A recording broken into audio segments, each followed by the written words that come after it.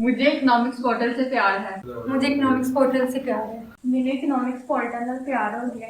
मुझे economics portal से प्यार है। मुझे इकोनॉमिक्स पोर्टल से प्यार है।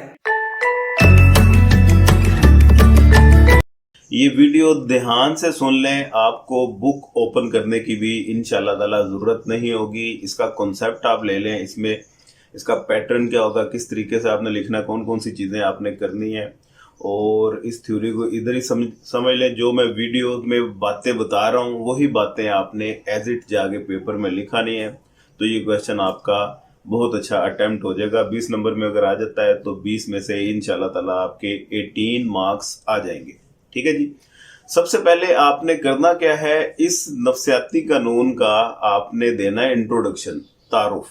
उस तारुफ में आपने ये बताना है कि देखें J.M. कीन्स ने ये थ्योरी पेश की थी, ये साइकोलॉजिकल लॉ पेश किया था, और अकॉर्डिंग टू कीन्स लोगों का कंजम्पशन के मुतालिक नजरिया ये होता है कि जून जून लोगों की आमदन में इजाफा हो, वो अपनी कंजम्पशन में भी इजाफा करते रहते हैं, लेकिन वो इजाफा इतनी स्पीड से नहीं होता जितनी स्पीड से उनकी आमदन में इजाफा हो। ठीक है। सबसे पहली बात, कंजम्पशन जिसे सर्फ कहते हैं वो आमदन पे डिपेंड करती है। Consumption is a function of income. दूसरी बात, लोग जूं अपनी आमदन में इजाफा हो तो अपनी कंजम्पशन में भी इजाफा करना चाहते हैं, लेकिन वो इजाफा इतना तेज नहीं होता जितना उनकी आमदन में। मसलन के आमदन में 1000 रुपये का इजाफा हुआ है तो वो अपनी कंजम्पशन में 1000 से कम का इजाफा करेंगे।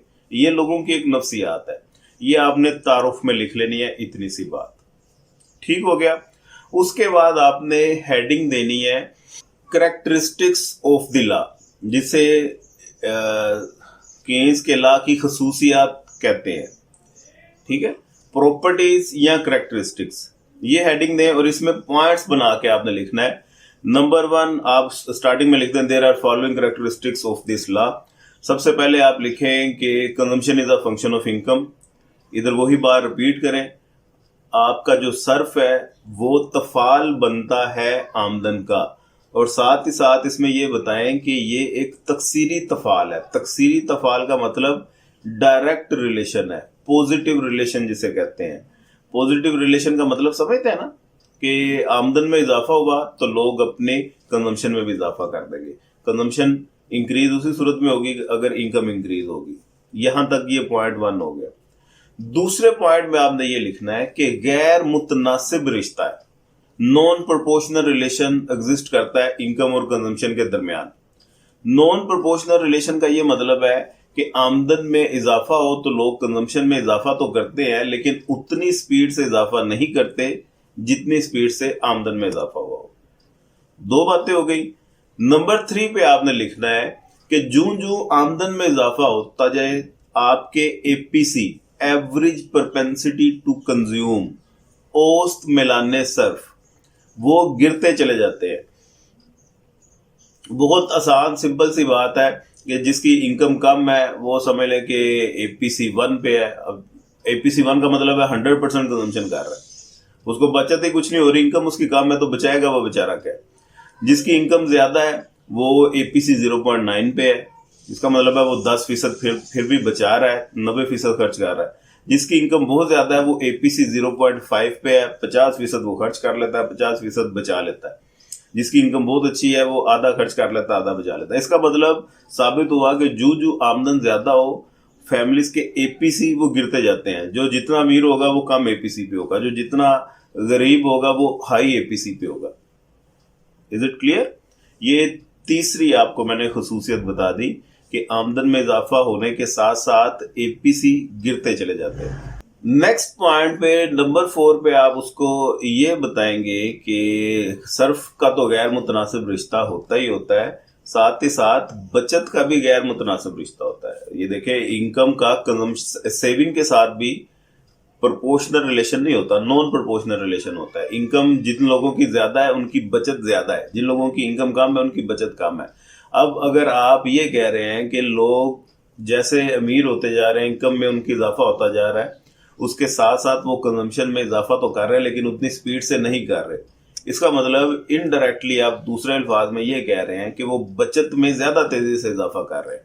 जो जो लोगों की इनकम में इजाफा होता जा रहा है, उनकी बचत में भी इजाफा होता जा रहा है, लेकिन वो ज्यादा स्पीड से होता जा रहा है। ठीक है, तो यहां से साबित हुआ बचत का और आमदन का भी गैर मुतनासिब रिश्ता है। यहां पे लेकिन कहानी चेंज है, इसमें एपीएस वो गिरते नहीं जाएंगे, वो ज्यादा होते जाएंगे। जो जो लोगों की इनकम ज्यादा होती जाएगी, APS average propensity to save वो ज्यादा होती जाएगी। लास्ट पॉइंट में आप ये बता दें कि change in income is a combination of change in consumption and change in saving. Change in income, आपकी इनकम में जितना चेंज आ रहा है वो आपकी कंजम्पशन और सेविंग, इन दोनों के चेंज को आप ऐड कर दें। इसे डेल्टा से डिनोट किया जाता है। डेल्टा वाई इक्वल है delta C plus delta S. ये आपने इसकी कुछ खसूसियात लिख दी। हाँ, और लास्ट पॉइंट आप उसमें ये बताएं कि एमपीसी हमेशा एपीसी से कम रहता है। MPC the value of marginal propensity to consume, वो लेस देन होती है एवरेज प्रोपेंसिटी टू कंज्यूम की। अब ये भी रट्टा लगाने वाली बात नहीं है, लॉजिकल है, लेकिन इसकी डिटेल में यहाँ पे जाने की जरूरत नहीं है। उसके बाद आपने लिखना है इसके मफरूजात, अजम्पशंस ऑफ कीन साइकोलॉजिकल लॉ ऑफ कंजम्पशन। तो इसके मफरूजात में सबसे पहली बात आप ये लिखेंगे, ये अर्साक्लील का मॉडल है, शॉर्ट रन मॉडल। अब दो तरह के मॉडल होते हैं, शॉर्ट रन और लॉन्ग रन। ये कीन्स और क्लासिकल ज्यादा प्रेफर करते थे शॉर्ट रन मॉडल को। शॉर्ट रन मॉडल्स का ये फायदा है कि चीजें थोड़ी सी सिंपल हो जाती हैं। शॉर्ट रन में चीजों को अंडरस्टैंड करने में वो आसानी होती है, क्योंकि शॉर्ट रन की वर्किंग समझेंगे तो ही लॉन्ग रन की वर्किंग आपको समझ में आएगी। लॉन्ग रन में कॉम्प्लिकेशंस आ जाती हैं, उसमें चीजें फिक्स नहीं होती, सारी वेरिएबल हो जाती हैं। शॉर्ट रन का हमें ये एज होता है कि हम फर्ज कर लेते हैं कि ये चीज भी फिक्स है, ये चीज भी फिक्स है, ये चीज भी फिक्स है। वो कौन कौन सी चीजें फिक्स हैं अभी नंबर 2 में आप बताएंगे। अभी पॉइंट 1 में आप सिर्फ ये लिख देंगे कि ये शॉर्ट रन मॉडल है, ये अर्साक्लील का मॉडल है। ठीक, नंबर 2 में आप ये लिखेंगे कि इसमें रस्मो रवाज, आदात, लोगों का फैशन, उनका टेस्ट, पॉपुलेशन ग्रोथ, ये सारी चीजें फिक्स हैं। नंबर 3 पे आप इसके अजम्पशन में ये लिखेंगे कि we suppose that all other condition, economic conditions are normal. हालात नॉर्मल है। नॉर्मल हालात का मतलब आम हालातों वाकयात में जो शख्स जिंदगी गुजारता है उसका ये पैटर्न होगा कि इनकम में इजाफे के साथ साथ वो कंजम्पशन में इजाफा तो करेगा, लेकिन उतनी स्पीड से नहीं करेगा।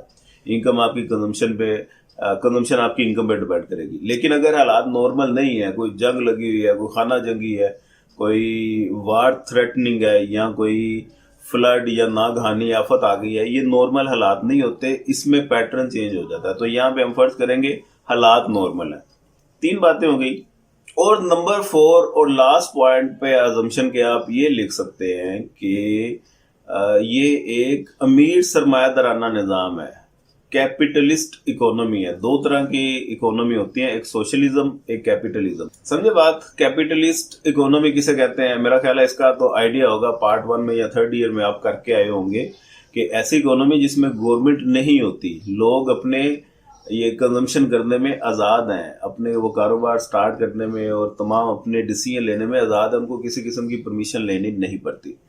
तो सोशलिज्म में तो वो बाउंड है ना, गवर्नमेंट ने जहां पे उनको लगा दिया उन्होंने वैसा ही करना है। तो ये हमने फर्ज करना है सरमायादाराना निज़ाम है। अब यहां तक आपने तमाम बातें डिटेल में लिख दी। सेगमेंट इसके मैंने 3 बता दी। सबसे पहले तारुफ आपने बताया, उसके बाद आपने इसकी खसूसियात बताई हैं, खसूसियात के बाद आपने इसकी अजम्पशन बता दी। अब लास्ट सेगमेंट में आपने इसके करने हैं मुआशी मुज़मिरात। अहमियत है ये, और इसे इकोनॉमिक इम्प्लीकेशन भी कहते हैं। तो ये भी बहुत ज़रूरी है, इसके पॉइंट बना के आप पॉइंट हेडिंग याद कर लें और इसको अपनी वर्डिंग में लिख लें। सबसे पहला पॉइंट आपने बताना है से के कानून की नफी। ठीक है, से का कानून क्लासिकल में आपको पता है कि जे.बी. से एक इकोनॉमिस्ट का नाम है, उसने एक ये कानून पेश किया था कि रसद अपनी तलब खुद ब खुद पैदा करती है, supply creates its own demand. और अगर आप कोई चीज़ प्रोड्यूस कर देते हैं, वो कभी ना कभी किसी ना किसी पॉइंट पे जाके सोल्ड आउट लाजमी हो जाएगी। एग्रीगेट डिमांड एग्रीगेट सप्लाई के बराबर रहती है। यहाँ पे हम ये बता रहे हैं कि नॉन प्रोपोर्शनल रिलेशन है कंजम्पशन और इनकम का, मतलब कि लोग जितना कमा रहे हैं उतना खर्च नहीं कर रहे। अगर तो उतना खर्च नहीं कर रहे तो एग्रीगेट डिमांड एग्रीगेट सप्लाई के इक्वल कभी भी नहीं हो सकती। इसका मतलब है ओवर प्रोडक्शन है, जितनी चीजें बनी है उतनी खरीदी नहीं गई। समझ लग रही है बात? तो ये से के कानून की नफी हो गई। पहला पॉइंट तो आपने ये बता देना है। दूसरा, आपने इकोनॉमिक इम्प्लीकेशन में ये बताना है कि सरमायाकारी की फैसला कुन अहमियत है। कंजम्पशन टू सेक्टर इकोनॉमी की अगर बात की जाए तो दो चीजों से मिलकर बनती है, एक कंजम्पशन और दूसरा इन्वेस्टमेंट। लेकिन यहाँ पे according to Say's law of consumption जो कि कीन्स ने प्रेजेंट किया था, उसके मुताबिक इन्वेस्टमेंट की इंपॉर्टेंस ज्यादा है। वो कहते हैं कि अगर मुल्क में कोई आप देख रहे हैं कि प्रॉब्लम आ रही है, बेरोजगारी आ रही है, महंगाई आ रही है, तो आप लोगों को ये चाहिए कि आप इन्वेस्टमेंट में इजाफा या कमी करें। इन्वेस्टमेंट को एडजस्ट करेंगे तो आपकी इकोनॉमी स्टेबल हो जाएगी। अगर तो बेरोजगारी है, लोगों को रोजगार मिलना शुरू हो जाएगा, नेशनल इनकम कम है, नेशनल इनकम ज्यादा हो जाएगी, जीडीपी जीएनपी वो आपकी इंप्रूव होना शुरू हो जाएगी, पर कैपिटा इनकम आपकी ग्रो कर जाएगी। तो इन्वेस्टमेंट की फैसला कौन अहमियत है, ठीक है, क्योंकि इन्वेस्टमेंट होगी तो लोगों को रोजगार मिलेगा, लोगों को रोजगार मिलेगा तो वो लोग आगे डिमांड करेंगे, चीजें खरीदेंगे तो नेशनल इनकम में इजाफा होगा। नेशनल इनकम में इजाफा तो होगा, लेकिन वो किस पैटर्न के साथ होगा, अगले पॉइंट में आपने ये लिखना है कि सरमायाकारी में इजाफा तो होगा लेकिन कौमी आमदनी में कई गुना इजाफा हो जाएगा। ये अगला पॉइंट बना के, सेपरेट पॉइंट बना के लिखते हैं। कई गुना इजाफा क्यों होगा? क्योंकि मल्टीप्लायर इफेक्ट चल रहा है। आप अगर 100 रुपए की सिर्फ इन्वेस्टमेंट इजाफा कर देते हैं मुल्क में, तो उसका ये नहीं होगा कि नेशनल इनकम में भी 100 रुपए का इजाफा, वो मल्टीपल टाइम इजाफा होता है। कितना हो सकता है? वो 4 गुना हो सकता है, 5 गुना हो सकता है। It depends upon the value of multiplier.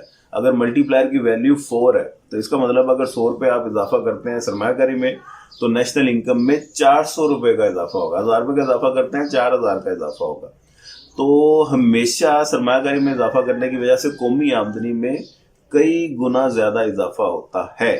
तो ये इसकी कुछ मुआशी मुज़मरात, जिसे इकोनॉमिक इम्प्लीकेशन कहते हैं, ये पॉइंट हो गए। हाँ, साथ एक दो पॉइंट और भी हैं कि तजारती चक्कर का आपको आइडिया होगा। एक पॉइंट ये भी बना के आप लिख सकते हैं, तजारती चक्कर के मुड़ने के नकात की अहमियत। जो आपकी बिजनेस साइकिल बनती हैं, बिजनेस साइकिल या ट्रेड साइकिल जनरेट होती हैं, उनमें अप्स एंड डाउन्स आते हैं। तो ये कीन साइकोलॉजिकल लॉ की बदौलत ही आते हैं, क्योंकि जब लोग कमा ज्यादा रहे हैं, खर्च कम रहे हैं, तो इससे सुकराव आएगा तो लोगों के अंदर बेरोजगारी पैदा होगी तो फिर लोगों के अंदर एक जज्बा होगा, यार कुछ करें, अपनी इकोनॉमी को बूस्ट करें। वो नए स्टेप लेंगे, नई इन्वेंशन इनोवेशंस करेंगे, तो जिससे इकोनॉमी आपकी ऊपर जाएगी। और ऊपर जाएगी तो एक पीक पॉइंट आता ही है, बूम का जब पीरियड आ जाएगा, और हर अरूज को ज़वाल होता ही है, और हर ज़वाल को अरूज होता ही है। और ये कायनात का सिस्टम है, इसने रुकना नहीं है, किसी एक जगह पे इकोनॉमी ने मूव करते रहना है, साइकिल बनते रहनी है। तो ये कीन्स का साइकोलॉजिकल लॉ अगर आप अंडरस्टैंड कर लेते हैं तो आपको ये समझ आ जाएगी कि बिजनेस साइकिल क्यों जनरेट होती है। ठीक हो गया। लास्ट में आप ये बता दें कि जायद बचतों वाली मईशत है ये, इसमें लोग सेविंग को ज्यादा प्रेफर कर रहे हैं, क्योंकि हमने ये बताया कि जो आमदन में इजाफा हो, कंजम्पशन में कम स्पीड से इजाफा हो रहा है, मतलब कि सेविंग में ज्यादा स्पीड से इजाफा हो रहा है। तो ज्यादा स्पीड से इजाफा का मतलब हम सेविंग को प्रेफर कर रहे हैं। तो ये भी एक बिजनेस साइकिल जनरेट होने की रीजन बन सकती है ना। तो ये मैंने आपको 4-5 पॉइंट आपकी खिदमत में अर्ज कर दिए, और यहाँ पे आपका ये क्वेश्चन हो गया कंप्लीट। ठीक है जी। अब ये बातें आप ज़हन में रखें, अपने दिमाग में बिठा लें, इनको अपनी वर्डिंग में लिख सकते हैं, या जो मैंने बताया है उसी तरह आप लिख सकते हैं। हेडिंग्स भी मैंने आपको बता दी है, उसको याद रखें। इंग्लिश मीडियम है, उर्दू मीडियम है, दोनों के लिए टेंशन कोई नहीं। मैंने साथ साथ दोनों लैंग्वेजेस को पैरेलल लेके चला हूँ। तो उम्मीद करता हूँ आपको ये वीडियो पसंद आ गई होगी, समझ भी लग गई होगी। दुआ में याद रखिएगा, अपना ढेर सारा ख्याल रखिएगा। हमारे ऑनलाइन क्लासेस कंटिन्यू में किसी ने ज्वाइन करनी हो उसके लिए रब्ता करें, नोट्स भी अवेलेबल हैं, उसके लिए भी आप लोग रब्ता कर सकते हैं। पाकिस्तान जिंदाबाद।